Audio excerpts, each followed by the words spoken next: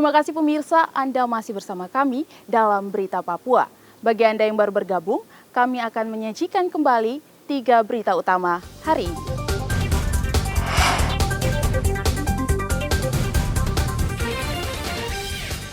Dua bangunan kantor dinas dan 8 rumah di Dogiai, Papua Tengah ludes terbakar. Mencari ikan dengan bom, 2 nelayan di Raja Ampat, Papua Barat Daya, diringkus polisi.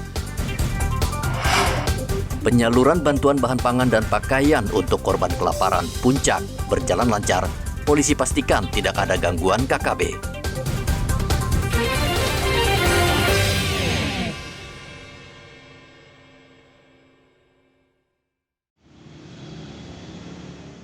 Tidak seperti di daerah lain di Indonesia, penjualan gas LPG di Merauke terus meningkat, khususnya kemasan 12 kg yang merupakan favorit warga untuk kebutuhan memasak sehari-hari.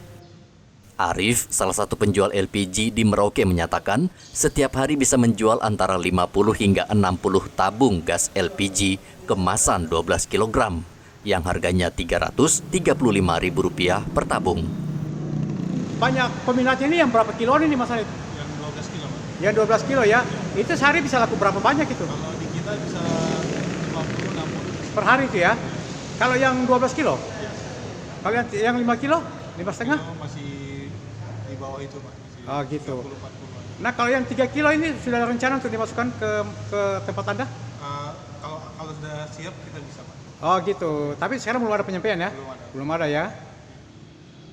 Saat ini LPG ukuran 3 kg atau subsidi langka di sejumlah daerah. Namun kondisi tersebut tidak berpengaruh di Merauke. Pasalnya warga di sini lebih suka membeli gas LPG ukuran 12 kg karena lebih praktis dan lebih lama dalam pemakaian. Muhammad Ridwan melaporkan dari Merauke, Papua Selatan.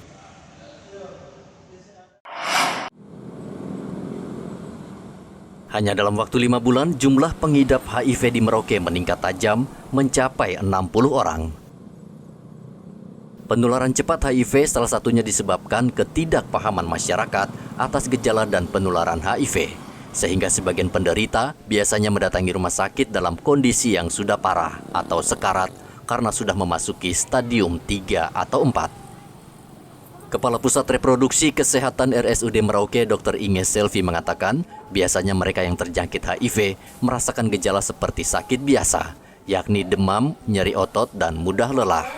Padahal tanpa disadari, virus HIV sudah bersarang di tubuhnya.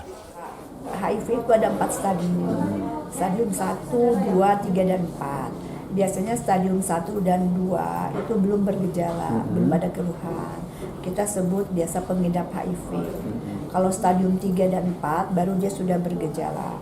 Stadium 3 biasanya sudah ada penurunan berat badan, sudah diare, sudah batuk-batuk, ada demam ya, dan juga ada penyakit kulit ya. Dan ada juga penyakit kulit seperti herpes. Nah itu biasanya masuk ke stadium 3. Kalau stadium 4 biasanya sudah kelihatan sekali, kita biasa sebut wasting syndrome. Jadi udah kurus ya, berat badannya udah turun lebih dari 10% dari berat badan sebelum sakit.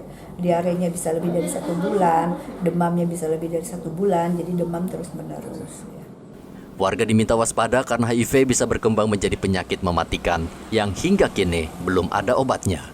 Warga diminta memeriksakan diri ke rumah sakit walaupun gejala yang dialami mirip penyakit demam biasa. Jika terlambat memeriksakan diri, proses penanganan akan lebih rumit dan bisa berakhir dengan kematian. Muhammad Ridwan melaporkan dari Merauke, Papua Selatan. Majelis Ulama Indonesia Merauke menghimbau umat Islam mewaspadai paham radikal yang terus berkembang menebar kebencian antar sesama umat di Indonesia. Ketua MUI Merauke Muhammad Jufri Tamrin mengatakan, dibanding daerah lain di Indonesia, belum ada indikasi paham radikal berkembang di Merauke. Namun ia meminta umat Islam mengantisipasi karena penganut paham ini terus bergerilya dengan berbagai cara agar paham ini bisa diterima.